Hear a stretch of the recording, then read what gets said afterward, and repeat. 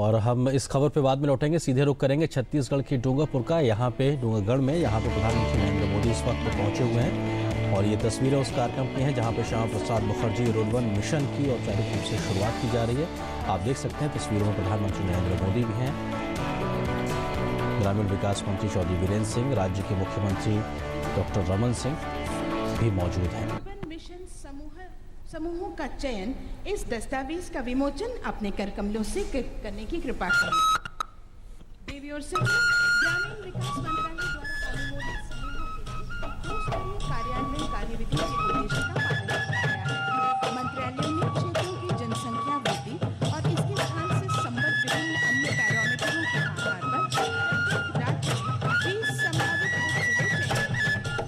चिन्हित समूह ऐसे ग्रामीण समूह हैं जो संभावित रूप से उस क्षेत्र की आर्थिक कार्यप्रगति में आगे आ सकते हैं और इस क्षेत्र में ऐसे संसाधन हैं जिनसे उनका विकास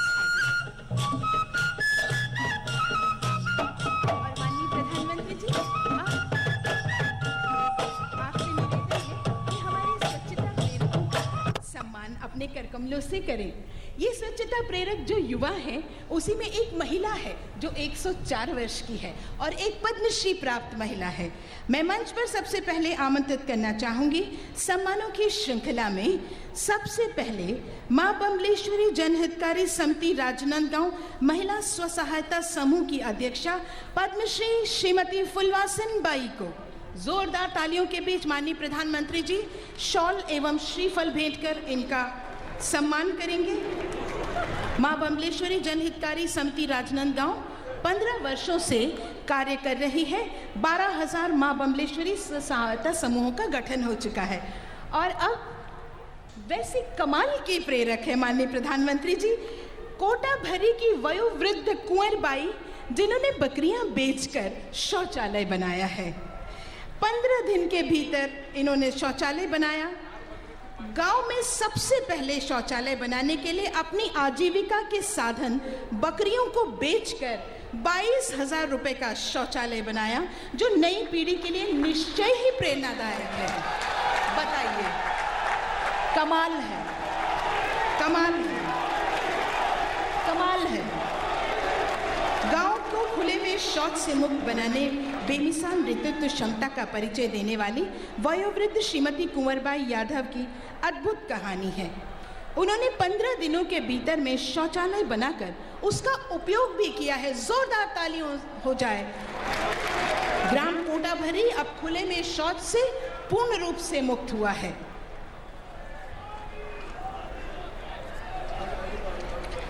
और अब मैं आमंत्रित करना चाहूंगी 2 विकास खंड जिसका उद्घाटन आज हुआ है, जिसकी औपचारिक घोषणा आज हुई है। अंबागढ़ चौकी के हमारे स्वच्छता प्रेरक श्री शिवचरण अमारिया, श्री अनिल मणिकपुरी, श्रीमती चरुंदा बाई, श्रीमती चंपा बाई कोमरे और सुश्री शीला वर्चो। जोरदार तालियों से हम इनका स्वागत करेंगे।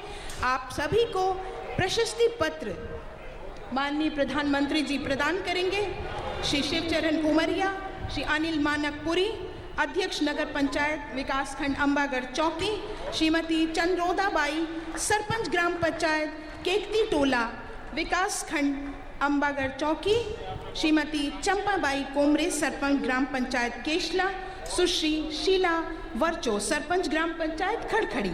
और अब छुरिया विकास खंड के 5 स्वच्छता प्रेरक। जोरदार तालियों के बीच स्वागत कीजिए। श्रीमती लता मंडावी, अध्यक्ष जनपद पंचायत छुरिया, श्रीमती रहमुन बाई बू आर्य, भूतपूर्व सरपंच ग्राम पंचायत राना मटिया, श्री संतराम यादव, ग्राम पंचायत घोगरे, श्री रविंद्र कुमार वैष्णव, उपाध्यक्ष जनपद पंचायत विकास खंड छुरिया और श्रीमती रजवंतिन बाई यादव, ग्राम पंचायत आंतरगांव समाज सेविका विकास खंड छुरिया।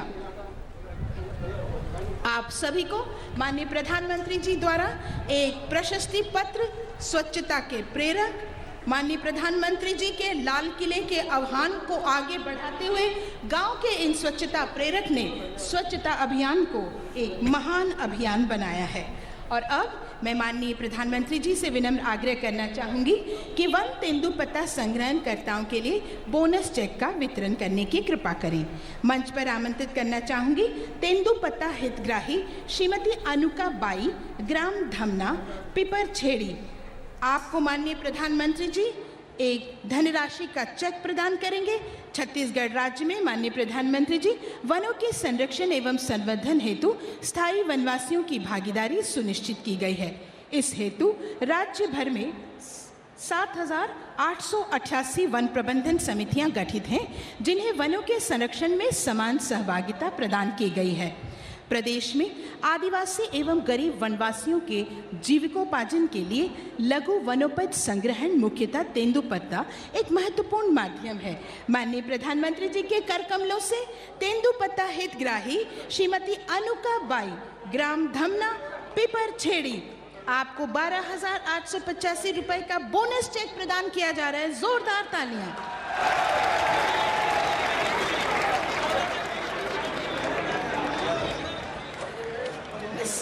इसी के साथ सम्मान समारोह समाप्त हुआ और अब हम सभी के नेता, हम सभी के मार्गदर्शक उस सूरज के समान जो जहां से गुजर जाए रोशनी फैला जाए, मैं बहुत ही सम्मान के साथ आमंत्रित करना चाहूंगी जोरदार करतल ध्वनि के बीच माननीय प्रधानमंत्री जी कि वे आए और सभा को संबोधित करें।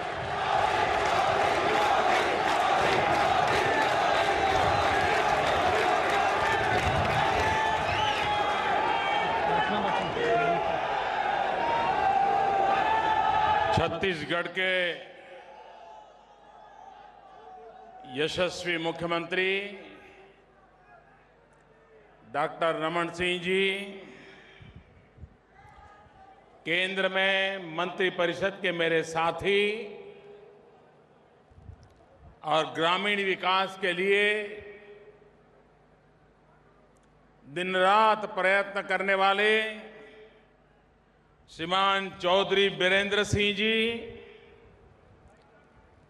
केंद्र में मंत्रिपरिषद के मेरे साथी और आपके पड़ोसी नागपुर चंद्रपुर के श्रीमान हंसराज गंगाराम जी आहिर, केंद्र में मंत्रिपरिषद के मेरे साथी, इसी धरती के संतान श्री विष्णुदेव सहाय जी, आज उनका जन्मदिन पर है, बहुत बहुत शुभकामनाएं। केंद्र में मंत्रिपरिषद के मेरे साथी श्रीमान सुदर्शन भगत जी, राज्य सरकार के गृह निर्माण एवं पर्यावरण मंत्री भाई राजेश मुनत जी, यहाँ के सांसद श्रीमान अभिषेक जी, विशाल संख्या में पधारे हुए मेरे प्यारे भाइयों और बहनों,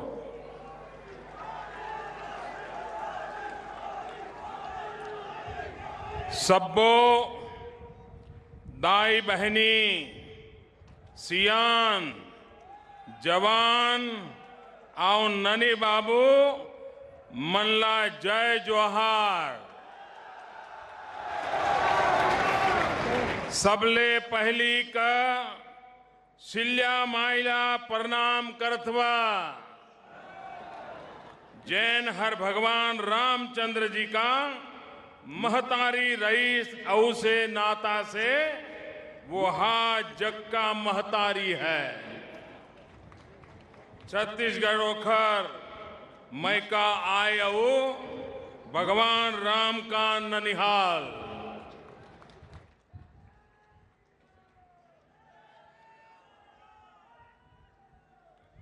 मेरे प्यारे भाइयों बहनों, आज मैं सुबह नया रायपुर में था। नया रायपुर में जब भी आता हूं, कई नई चीजें देखने को मिलती है। लगता है दिन में जितना नया रायपुर बढ़ता है, उससे ज्यादा रात में बढ़ता है।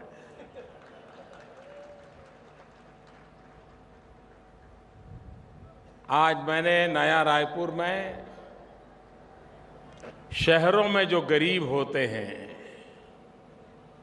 उन गरीबों के आवास की योजना का शिलान्यास किया और अभी मैं आपके बीच आया हूं।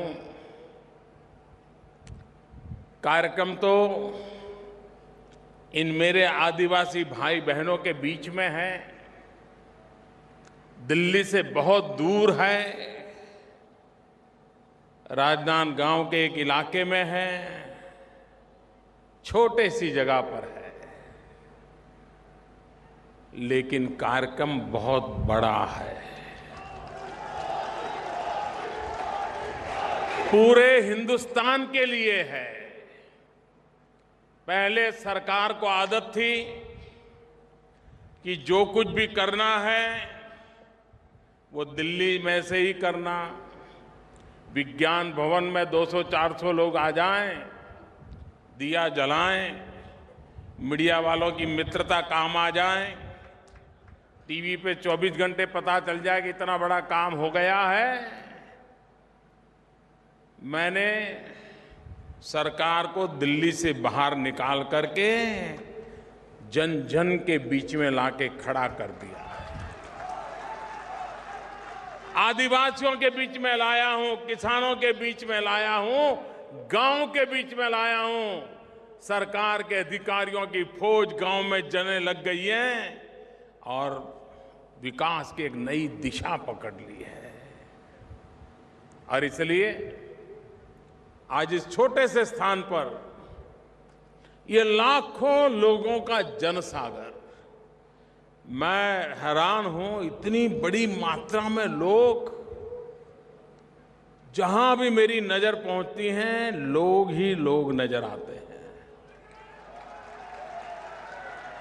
मैं उधर पहाड़ी पर नजर कर रहा हूं, पहाड़ी में भी जैसे जान आ गई है, पत्थर नहीं लोग नजर आ रहे हैं। क्या अद्भुत दृश्य देख रहा हूं मैं। मेरे प्यारे भाइयों बहनों,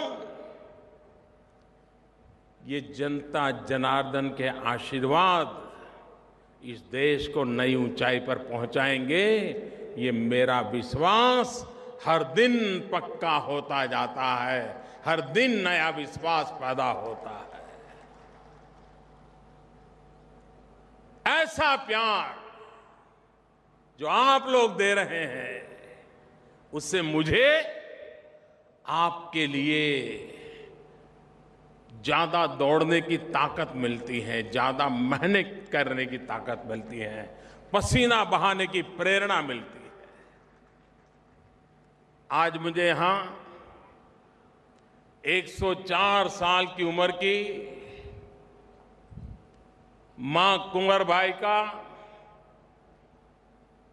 आशीर्वाद प्राप्त करने का सौभाग्य मिला।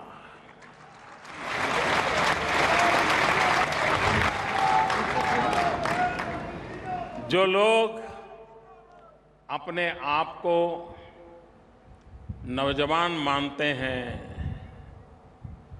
वो जरा तय करें क्या उनकी सोच भी जवान है क्या। मैं ये इसलिए कह रहा हूं कि 104 साल की मां कुंवरबाई न टीवी देखती है, न अखबार पढ़ती है, न वो पढ़ी लिखी मां है, दूर सुदूर गांव में रहती है। और उसको पता चला कि देश के प्रधानमंत्री कहते हैं कि शौचालय बनाओ। बस इस मां की कान में पड़ गया, उसने अपनी बकरियां बेच दी और शौचालय बना दिया। 104 साल की मां के मन में विचार,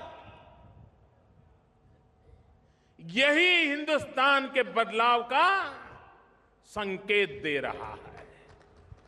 देश बदल रहा है, इसका सबूत दूर सुदूर गांव में बैठी हुई मेरी एक आदिवासी 104 साल की मां जब शौचालय बनाने का संकल्प करे, और संकल्प करे इतना ही नहीं, पूरे गांव वालों को शौचालय बनाने के लिए मजबूर करे।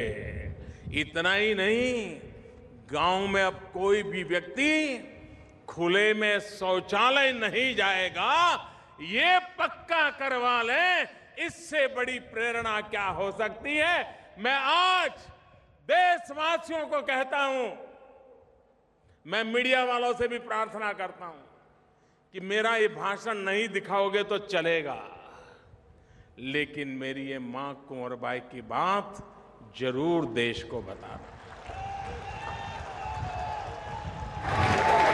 यही तो बातें हैं जो समाज की ताकत बनती है।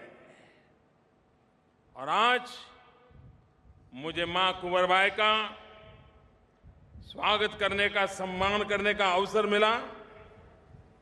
मुझे आज यहां के आदिवासी क्षेत्र के 2 विकास खंडों के सेवाभावी नौजवान माताएं, बहनों और भाइयों का सम्मान करने का अवसर मिला। अंबागढ़ चौकी और छुरिया, इस 2 ब्लॉक सामाजिक जागरूकता से, ये जागरूक नागरिकों के अथाक प्रयास से ये 2 ब्लॉक ओपन डिफेक्शन फ्री हो गए। ये 2 ब्लॉक खुले में शौचालय जाना वहां बंद हो गया और हर किसी ने शौचालय बना लिया। स्वच्छता ये छोटी विषय बात नहीं है। हिंदुस्तान के कोने कोने में, जन जन के मन मन में शौचालय एक स्वभाव बनाना है। शौचालय, स्वच्छता, बीमारी से मुक्ति, स्वस्थ भारत, सशक्त भारत, इस सपनों को पूरा करने के लिए अगर कोई पहली महत्वपूर्ण पक्षी है, कदम है, तो वो स्वच्छता है। आज मुझे उनका सम्मान करने का अवसर मिला। अंबागढ़ चौकी ब्लॉक के ग्रामीण लोगों को मैं विशेष बधाई देता हूं। कभी कभी देश का प्रधानमंत्री भी टैक्स लगाने से डरता है। उसको चिंता रहती कि अरे ये करूंगा तो क्या होगा। लेकिन ये अंबागढ़ चौकी के नागरिकों को मैं सलाम करता हूं कि उन्होंने खुले में कोई शौच जाए तो दंड करने का प्रावधान किया और दंड करते हैं। ये बहुत बड़ी हिम्मत लगती है। समाज के लिए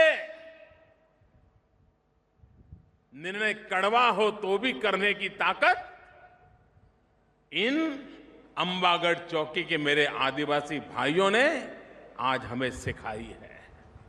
उन्होंने ओपन डिफेक्शन फ्री, खुले में शौच जाने की सदियों पुरानी आदत से लोगों को मुक्ति दिलाई है। और ये जब आप खुले में शौच जाने वाला बंद कराते हैं तो वो सबसे पहले माताओं बहनों के सम्मान का काम होता है। मां बहनों को सबसे बड़ा सम्मान यही है कि आज मजबूरन उनको खुले में जंगलों में शौच के लिए जाना पड़ता है। अगर हम हमारी माताओं बहनों को इस मुसीबत से मुक्त करा दें तो देश की कोटि कोटि माताओं बहनों का आशीर्वाद ये भारत को एक महान शक्तिशाली देश बना देगा। और उस काम को यहां के हमारे आदिवासी भाई बहनों ने करके दिखाया है, 104 वर्ष की मां ने करके दिखाया है। इससे बड़ा सफलता का मार्ग क्या हो सकता है। मैं इन सभी को सार्वजनिक रूप से सर झुका करके नमन करता हूं। मैं उनका बहुत बहुत वंदन करता हूं, उनका हृदय से अभिनंदन करता हूं। आज यहां एक योजना का और भी आरंभ हुआ, जन औषधि भंडार। गरीब व्यक्ति को, परिवार मेहनत करके गुजारा करता हो, सोचता हो 5 साल के बाद ये करेंगे, 10 साल के बाद ये करेंगे, कभी सोचता हो साइकिल लाएंगे, कभी सोचता हो बच्चों के लिए कोई अच्छे से कपड़े ले आएंगे, लेकिन परिवार में अगर एक व्यक्ति को बीमारी आ जाए तो गरीब के लिए तो 10 साल का पूरा प्लानिंग गड्ढे में चला जाता है, आर्थिक बोझ बन जाता है, कर्जदार बन जाता है। गरीब को सस्ती दवाई मिले, गरीब को दवाई के बिना मरने की नौबत ना आए, इसलिए पूरे देश में जन औषधि भंडारों का अभियान चलाया है। आज मैं छत्तीसगढ़ के मुख्यमंत्री और उनकी पूरी टीम को बधाई देता हूं कि आज जन औषधि भंडार की और नई भंडार खोलने का आज मेरे हाथों से मुझे करने का उन्होंने अवसर दिया। मैं इसके लिए उनका मैं बहुत आभारी हूं। आज रर्बन मिशन, इसको हम प्रारंभ कर रहे हैं। कुछ लोग कहते हैं स्मार्ट सिटी, तो स्मार्ट विलेज क्यों नहीं? ये जो रर्बन मिशन है ना, वही स्मार्ट विलेज है। हमारे चौधरी साहब, हमारे उसके मंत्री हैं विभाग के, भी अभी विस्तार से बता रहे थे। ये बात सही है कि हमारे शहरों की ओर जाना बहुत तेजी से बढ़ रहा है। लोग अपने बेटों को शहरों में भेज रहे हैं, बूढ़े माँ बाप गांव में रहते हैं, नौजवान शहरों में चले जा रहे हैं। उनको एक अच्छी जिंदगी जीनी है, एक क्वालिटी ऑफ लाइफ, जहां अच्छी शिक्षा हो, अच्छी अस्पताल हो, बिजली आती हो, इंटरनेट चलता हो, कहीं शाम को पल भर परिवार के साथ कहीं घूमने फिरने जाना हो तो अच्छी जगह हो, ये उसके मन में रहता है और इसलिए वो शहर की ओर चल पड़ता है। लेकिन शहरों के हाल हम देख रहे हैं कि वहां पर झुग्गी झोंपड़ियां बढ़ती जाती हैं। शहरों का विकास, पिछले कई वर्षों से लोग आते गए और शहर को बढ़ाते गए। शहर में बैठे हुए लोगों ने या राज्य सरकार चलाने वाले लोगों ने, ये लोग आएंगे तो कहां रहेंगे, उनको पानी कहां से पहुंचेगा, बिजली कहां से मिलेगी, उनका ड्रेनेज का क्या होगा, उनको दैनिक जीवन क्रियाएं करनी है तो कहां करेंगे, कोई सोचता नहीं। लोग आते हैं, कभी 1 लाख जनसंख्या होगी, थोड़े समय में 1.5 लाख हो जाएगी, फिर 2 लाख हो जाएगी, फिर 3 लाख हो जाएगी और व्यवस्था वैसी की वैसी रहेगी। पानी का टंका वही रहेगा जो पहले 1 लाख लोगों के लिए था, अब 5 लाख लोगों को पानी कहां से पहुंचेगा।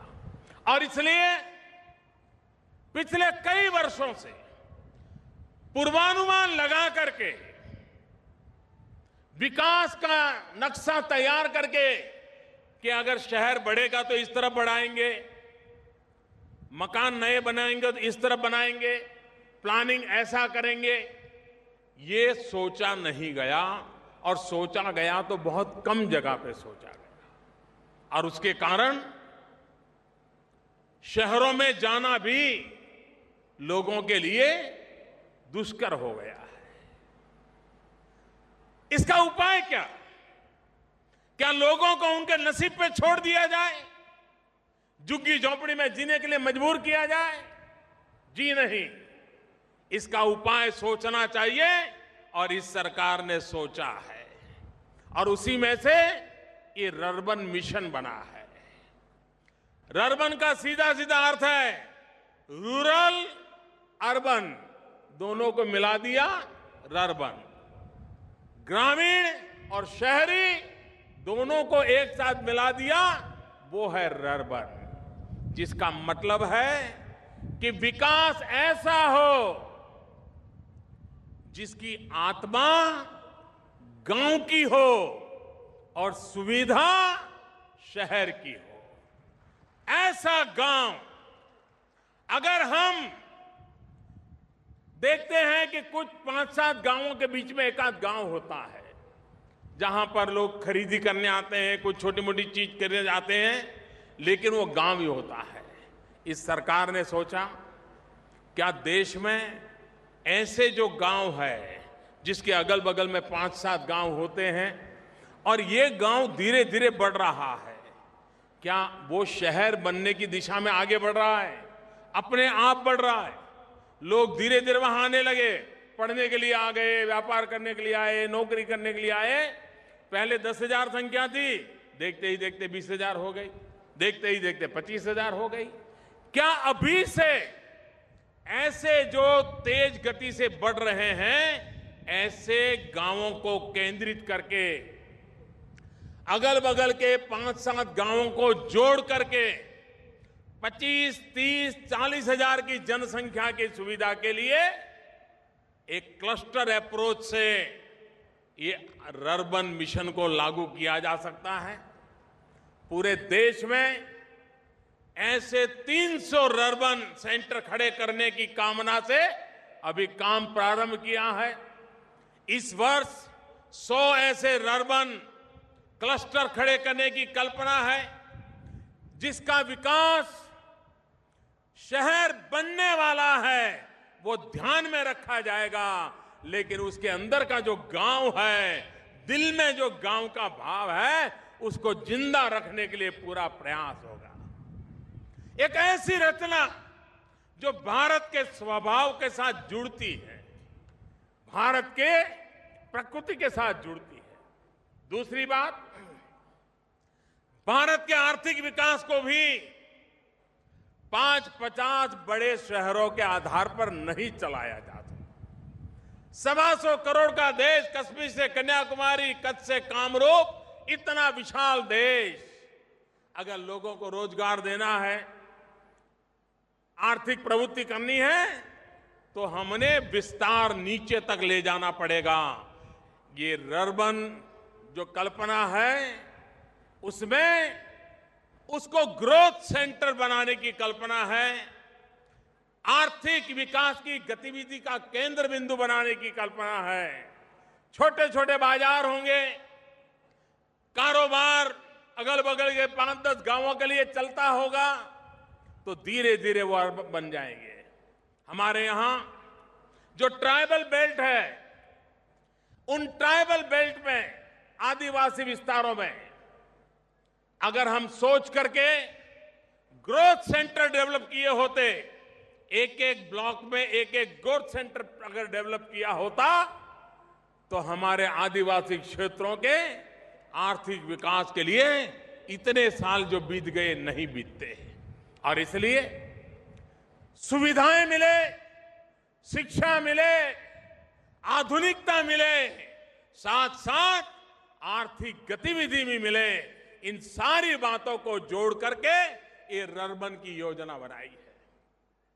आज छोटे गांव में डॉक्टर जाते नहीं है, छोटे गांव में शिक्षक नहीं जाता, लेकिन अगर रर्बन बना दिया तो लोग वहां जाएंगे और नजदीक में 5, 10, 15 किलोमीटर दूरी पर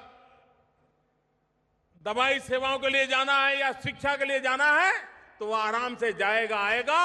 और इसलिए अगल बगल के भी अनेक गांवों का क्वालिटी ऑफ लाइफ में बहुत बड़ा बदलाव आएगा।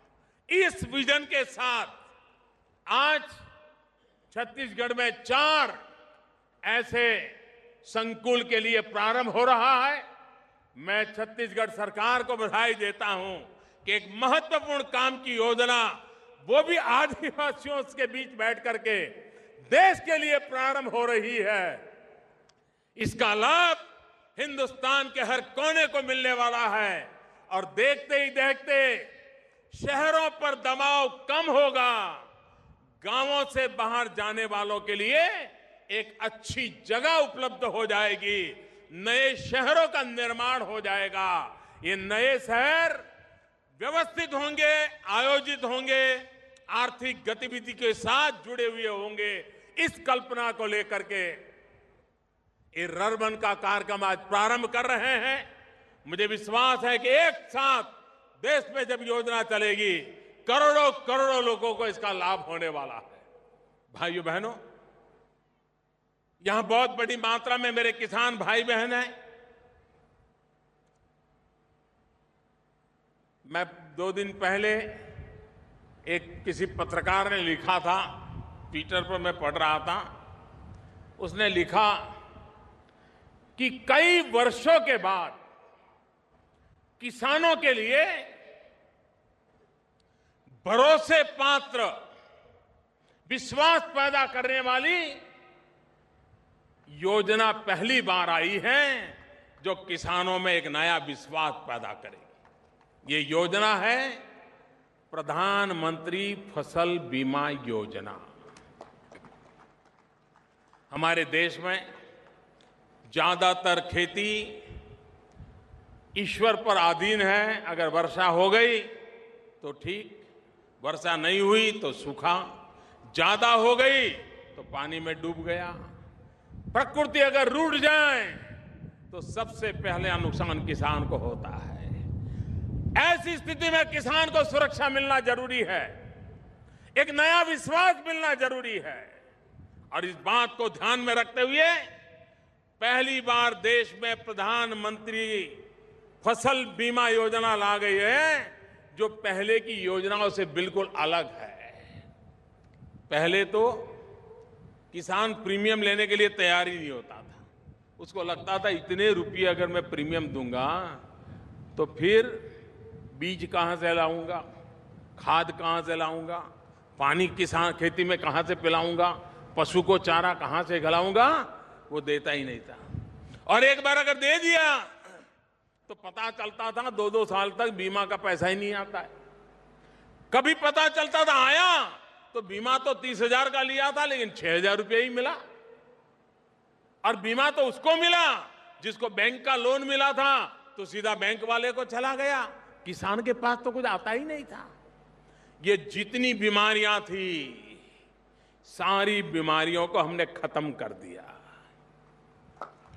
एक नई ताकत वाली प्रधानमंत्री फसल बीमा योजना लाए, जिसमें अब उसको प्रीमियम ही ज्यादा नहीं देना पड़ेगा, 1.5% 2% पर। वरना पहले तो कुछ इलाकों में तो 52% प्रीमियम गया है। 8, 10, 14, 15% तो रूटीन चलता था। हमने पक्का कर दिया कि 2% से ज्यादा नहीं, 1.5% से ज्यादा नहीं, ये पक्का कर दिया। और इसलिए अब किसान को ज्यादा देना नहीं पड़ेगा। दूसरा, फसल खेत में से तैयार हो गई, अच्छी बारिश हुई, अच्छी फसल हो गई, और फसल काट करके खेत में ढेर पड़ा हुआ है, ट्रैक्टर मिल जाए ले जाने के लिए इंतजार हो रहा है। इतने में अचानक बारिश आ गई तो उस बेचारे को 1 पैसा नहीं मिलता था। बारिश आने तो उसका तो बर्बाद हो गया। ढेर किसी काम का नहीं, ऐसा ही ढेर देखने का। इस सरकार ने निर्णय किया कि फसल काटने के बाद खेत में अगर ढेर करके पड़ा है और 14 दिन के भीतर भीतर अगर कोई आपत्ति आ गई और नुकसान हो गया तो उसको भी फसल बीमा मिलेगा। ये बहुत बड़ा निर्णय किया है। पहले बहुत बड़े इलाके में तय होता था कि यहां वर्षा हुई तो इसका हिसाब लगाया जाता था। इसके कारण क्या होता था, 5 गांव में अच्छी बारिश हुई हो, 10 गांव बेचारे सूखे में पड़े हो, उनको मिलता नहीं था। हमने कह दिया कि छोटी इकाई को भी अगर उसका नुकसान हुआ है तो उसको भी भरपाई हो जाएगा, उसको फसल का बीमा मिल जाएगा। इतना ही नहीं, 2-2 साल तक इंतजार नहीं करना पड़ेगा, उसको टेक्नोलॉजी के माध्यम से तत्काल पैसे मिल जाएं, इसका प्रबंध किया जाए। कभी कभार किसान तय करता है कि जून महीने में बारिश आने वाली है, सब रेडी रखता है, लेकिन जब तक बारिश नहीं आती वो बोवनी नहीं कर पाता है। जून महीना चला जाए वो बेचारा बारिश की इंतजार कर रहा है, जुलाई महीना चला जाए वो इंतजार कर रहा है, अगस्त महीना चला जाए वो इंतजार कर रहा है, बारिश आई नहीं। तो ऐसा किसान क्या करेगा? जिसको बेचारे को बारिश आई नहीं, बोवनी का ही मौका नहीं मिला, तो सरकार ने कहा है इस फसल बीमा योजना के तहत अगर वो फसल बो भी नहीं पाया और उसका नुकसान हो गया तो भी उसको 25% उसका साल भर पेट भरने के लिए तुरंत पैसा दे दिया जाएगा। भाइयों बहनों, हिंदुस्तान के इतिहास में किसानों के लिए इतना बड़ा सुरक्षा कवच अगर किसी ने दिया है तो पहली बार दिल्ली में आपने हमें बिठाया और हमने आपकी सेवा में रखा है।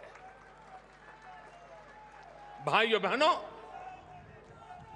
ये सरकार गरीबों के लिए है, ये सरकार दलितों के लिए है, ये सरकार आदिवासियों के लिए है, ये सरकार पीड़ितों के लिए है, ये सरकार वंचितों के लिए है। समाज में आखिरी छोर पर जो बैठे हैं उनके कल्याण के लिए एक संकल्प करके सरकार आई है। और इसलिए चाहे घर बनाने की योजना हो, चाहे जन औषधि भंडार करना हो, चाहे रर्बन मिशन हो, चाहे फसल बीमा योजना हो, चाहे स्वच्छता का अभियान हो, चाहे खुले में शौच बंद कराने का प्रयास हो, ये सारी बातें सिर्फ और सिर्फ गरीब के लिए है, गरीब की जिंदगी में बदलाव लाने के लिए है। भाइयों बहनों, यही बातें हैं जो आने वाले दिनों में परिणाम लाने वाली है। और मेरा तो विश्वास, जब 104 साल की मां कुंवरबाई आशीर्वाद दें तो मेरा विश्वास लाखों गुना बढ़ जाता है, लाखों गुना बढ़ जाता है। यही रास्ता है, इसी रास्ते से देश का कल्याण होने वाला है और उस रास्ते पर हम चल पड़े हैं। फिर एक बार मैं आपका बहुत बहुत आभार व्यक्त करता हूं, आप सबको नमन करता हूं, आप सबका धन्यवाद करता हूं। भारत माता की जय।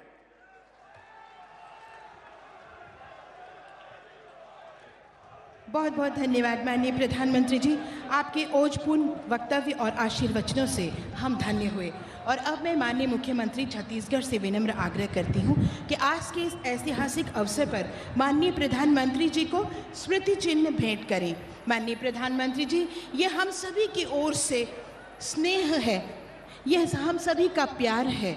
छत्तीसगढ़ डोंगरगढ़ की पावन धरती में जो जन समूह आपसे मिलने, आपसे आशीर्वाद लेने के लिए आया है, ये उन सभी के हृदय के एक स्मृति और एक बहुत प्रेम का चिन्ह है। बहुत बहुत धन्यवाद। और अब मैं आमंत्रित करना चाहूँगी राजनांदगांव लोकसभा के माननीय सांसद आदरणीय श्री अभिषेक सिंह जी को कि वे आए और धन्यवाद ज्ञापन दें।